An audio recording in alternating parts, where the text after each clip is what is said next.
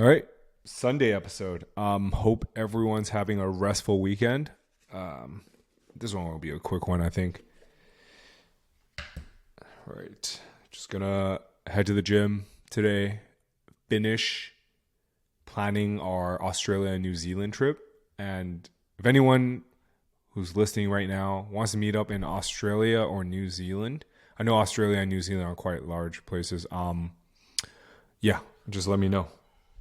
The main places that I won't be in Australia is Adelaide. So I'm sorry to the people who commented. All right, here we go.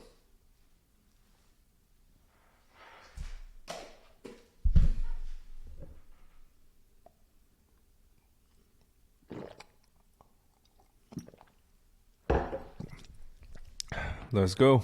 So yesterday we did $9,300, split between Amazon, Mediavine, and OnlyFans. FanFuel, Cell Health, and More Niche were pretty negligible yesterday.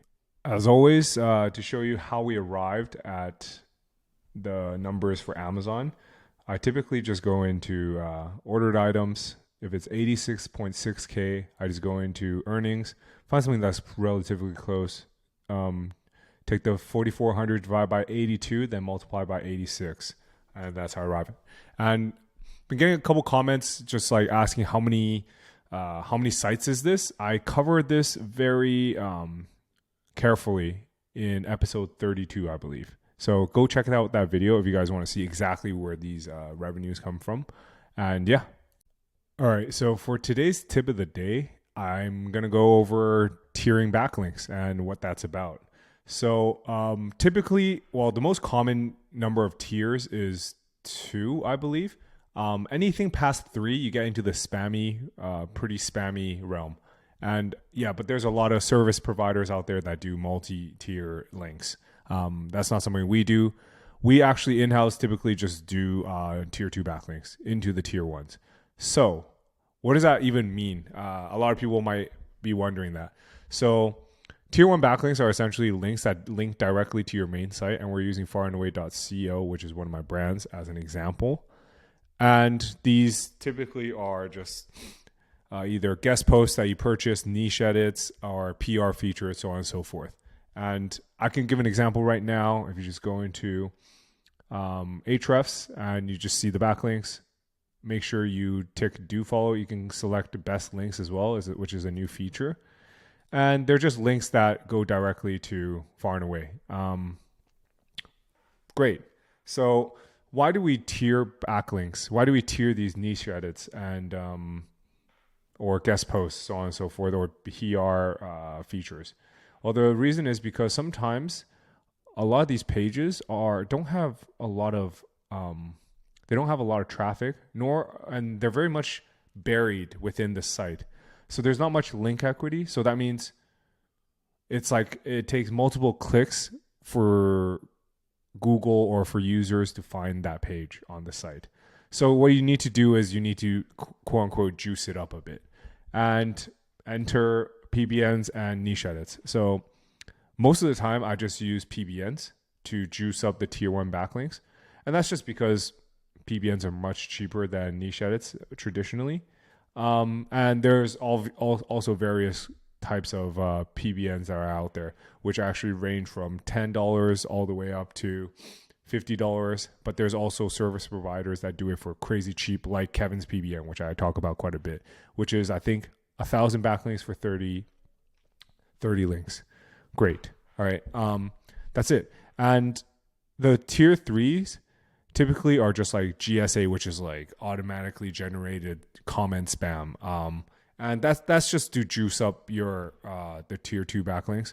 And all that is supposed to flow into the tier 1, which in turn goes into your main site. So I'm not going to talk too much about tier 3 backlinks because, it's not something I do. And I just don't feel comfortable talking about something we don't do internally and we haven't found success in. So let's talk about tier 2 backlinks and how you should approach it. There's a couple ways. One way is to approach it just purely on a spam basis. So what that means is the anchors you select for the tier 2 backlinks pointing to the tier 1 are just generic, and the main point of it is to juice it up. For example, a generic backlink would be an anchor that is similar to click here, website, so on and so forth. That is like the spammy technique. The best way to treat a tier 2 backlinks, if you want to do tier 2 in like the widest hat possible, you need to treat the tier 1 backlinks as like your own site. So your main goal for these tier 1 backlinks is to try to help them rank. So you treat, for example, Zach.com, you treat this page as your own page. So when you buy backlinks for this page, you're trying to help Zach rank for this page, if that makes sense.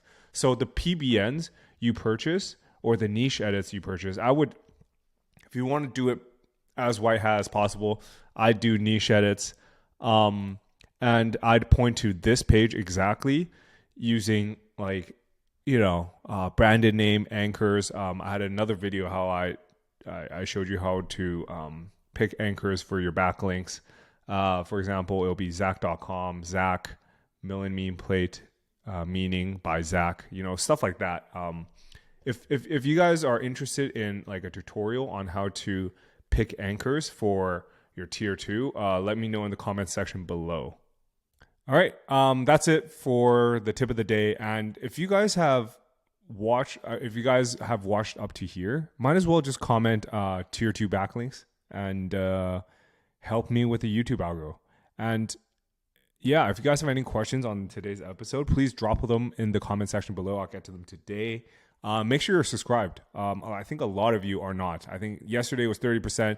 The day before it was 25. So you guys are actually increasing in that sense. All right. So before we start, I have a question for you guys. This is it's not for engagement. I'm genuinely curious. So yesterday's video, I was talking to Janice. I was like, yeah, the video didn't do that well, but I don't know why, because I thought yesterday's video was like probably one of the most valuable ones I've done in terms of directly using examples, a step-by-step, so on and so forth.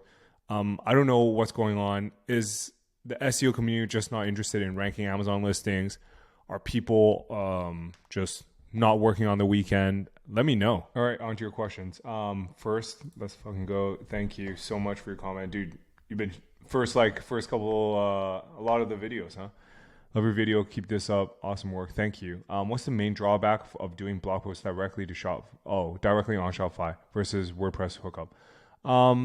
Yeah, just So Shopify, we found scaling up is a lot harder.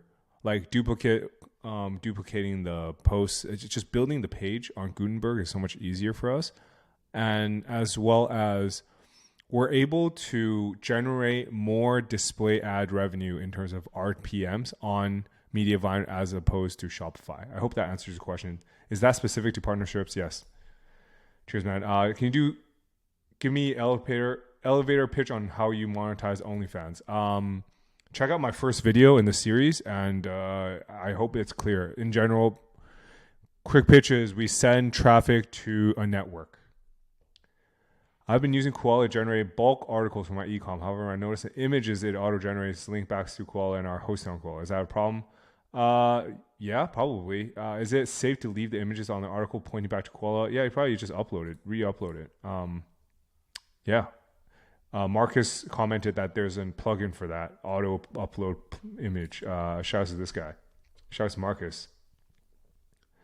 How would you go about building links for a direct match, exact match domain? How long should you wait before building and how frequent? What type of links? So look at my link build. There's an episode on building backlinks for a new site. Check that one out. I think it is especially relevant for a direct match domain as well. Key says, nice share, bro. Thank you. What does your outreach look like for getting clients? Email or DM? So far, it's been DMs, and so far, it's been inbound. So I haven't had to do a lot of cold outreach. I have, however, been doing cold outreach for Rank and Rent. If you guys want me to do like a crash course on how to do scaling up outreach, let me know. Bro, it's such a chat for consistently showing up and not holding anything back. Thanks, guys. I mean, the comments are why I do it by far, because the views are lacking, if you know what I mean. 7K by end of the year will be amazing. I highly doubt it. Dustin coming in clutch. Thanks for the comment, bro. Good to see you here. David says, such a great video. Love to see more like this. We'll try to do it as much as possible. Thank you. Only subscribing if you put the partnership contract link back up. If you guys want me to keep selling that partnership contract, let me know. I just wanted to see how much interest there was. I think I sold like $4,000 worth of contract partnerships, but I don't want to flood the market on my tactics. Do you know what I mean?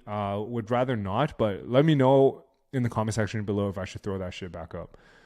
All right. Herc says, have you thought about selling sponsored posts on partnership sites, like selling parasite placements, but keeping quality and standards higher, making the post actually good so a partner wouldn't get hurt? You could charge the company for both visibility on the site and for writing the post.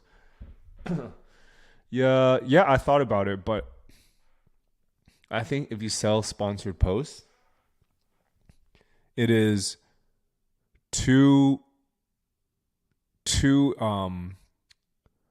short-sighted. I don't know what the amount of money that would require it for us to sell it on the partnership site, but it would have to be really high.